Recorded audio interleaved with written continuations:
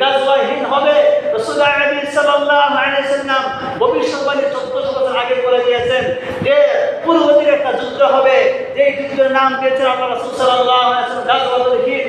সেই যুদ্ধটা হবে, একদিকে থাকবে তাওহীদ, আরেকদিকে থাকবে হিন্দুত্ববাদী আগ্রাসী শক্তি। আল্লাহ রাসূল সাল্লাল্লাহু আলাইহি ওয়াসাল্লাম বলেন ওই যুদ্ধের মধ্যে যারা অংশগ্রহণ করবে কাল কিয়ামতের দিবসে তাদের মর্যাদা হবে বদরি সাহাবীদের মতো, অর্থাৎ যারা নিহত হবে, শহীদ হবে ওই যুদ্ধের মধ্যে মুসলমান, তাদের মর্যাদা আল্লাহ সুবহানাহু ওয়া তাআলা বদরের যুদ্ধে যে সমস্ত সাহাবায়ে কেরাম যুদ্ধে শহীদ হয়েছে তাদের যে মর্যাদা মানে আল্লাহ সুবহানাহু ওয়া তাআলা ওই যুদ্ধের মধ্যে যারা শহীদ হবে তাদের মর্যাদা তাদের মধ্যে হবে। সুবহানাল্লাহ। সুতরাং এই ভারতের বিরুদ্ধে যুদ্ধ হবে, হিন্দু এবং মুসলমান এক পক্ষে থাকবে ডানপন্থী তাওহীদবাদী যারা মুসলিম, আরেক পক্ষ থাকবে যারা হিন্দুত্ববাদী।